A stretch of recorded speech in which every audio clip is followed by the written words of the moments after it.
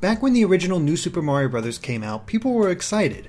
It was the first Mario game in a long time to emulate the classic, so it really did feel new. It's been years now, and the new doesn't quite feel so new anymore. Instead, it feels like a hollow attempt to capture the magic of the past. And as soon as Yoshi's New Island was announced, fans were skeptical. Heck, I was skeptical. The trailers looked dull, the graphics didn't seem like they had the charm of the original, and nothing actually seemed new. But after playing Yoshi's New Island, I had a small revelation. There was a reason the trailers looked dull. It's because the style of Yoshi platformers aren't meant to be eye-catching.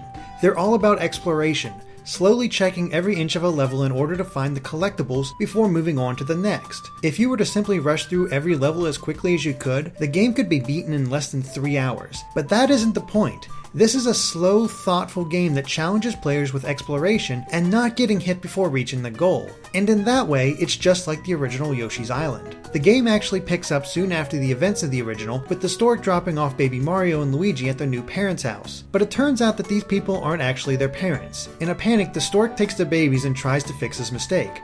But mid-flight, he is attacked by Kamek and is captured along with Luigi. Baby Mario falls onto a new island of Yoshis who are all being terrorized by baby Bowser. Realizing that Mario can sense where Luigi is, the Yoshis decide to ferry him across the island until they can find Bowser. Some fans will be upset at the retcon, but it never bothered me that much. It simply serves as a reason for Yoshi and Mario to team up once again. Most of the dialogue is conveyed through Kamek, who antagonizes the Yoshis throughout the entire game. He's certainly amusing, but the writing is never as funny as Luigi's Mansion Dark Moon or the Mario RPGs. Like most Mario games, it's the gameplay that's the real draw, and despite reservations, Yoshi's New Island is a fun game. In fact, it's remarkably similar to the original.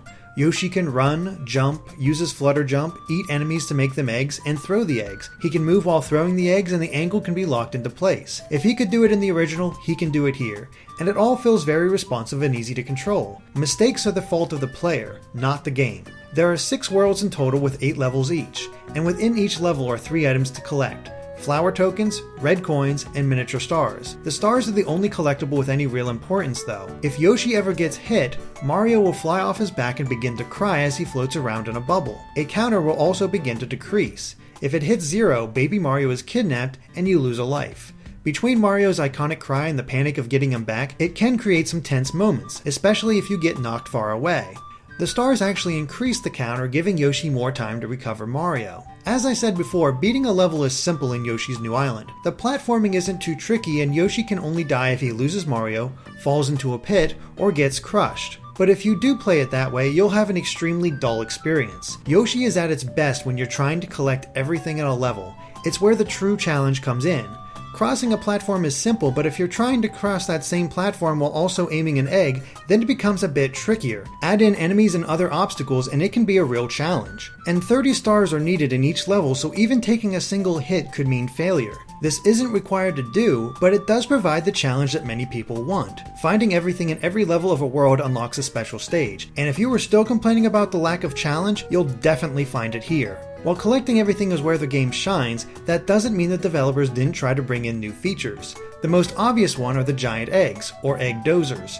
There are 2 types. The normal kind works just like a regular egg and can destroy any hard rock in its path. It's only used in certain situations, but better shots will earn extra lives. It honestly doesn't change up the game much other than making it visually impressive. The metal Egg Dozers are much more fun in that they change how Yoshi plays. He's now weighed down and can't jump as high, and he can only throw the Egg Dozer in a straight line. However, it does allow him to explore underwater, which leads to some fun puzzles when trying to collect everything. Transformations also return, but they work differently on Yoshi's New Island. Rather than being part of the level proper, Yoshi has to go through special doors. He'll transform immediately into several different vehicles like minecarts, helicopters, bobsleds, submarines, and hot air balloons, amongst others. What's really different though is that each of these is controlled by tilting the 3DS. In some cases they work well, like with the minecart and the hot air balloon, but others like the submarine and helicopter can be a huge pain. Fortunately, these sections are self-contained and can be tried multiple times until you reach the end.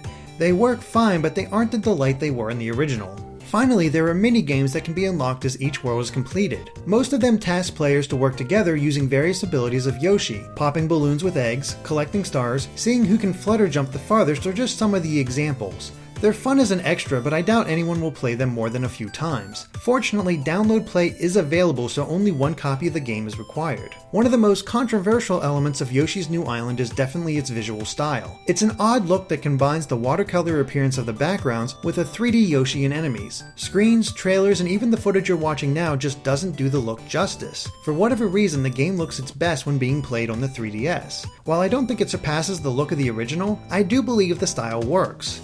The music, on the other hand, is a definite mixed bag. It's not that varied, often relying on remixes of the main theme. The other tracks are nice enough, but I never felt like I was listening to anything iconic. Unfortunately, there are some musical pieces that are just downright ear-wrenching. Whoever thought a kazoo, if that is a kazoo, was a good choice for the victory track couldn't have been more wrong. I do like some tracks, but the bad ones are just incredibly bad. Yoshi's New Island honestly doesn't feel that new. There are some changes here and there, but in some ways it feels like an expansion of the original instead of a new game. But you know, that's not necessarily a bad thing. Change and evolution in a series is always good, but Yoshi's Island games aren't exactly played out. This is only the 4th Yoshi platformer that Nintendo has ever made. The series hasn't worn out its welcome by a long shot, and that's why I'm giving Yoshi's New Island 4 stars out of 5. If you love the original or are simply interested in a platformer that favors exploration, give Yoshi's New Island a shot. I believe it has more value than many people, including myself, gave it upon first glance. Thanks for watching, and be sure to stay tuned for GameXplain for more on Yoshi and other things gaming too.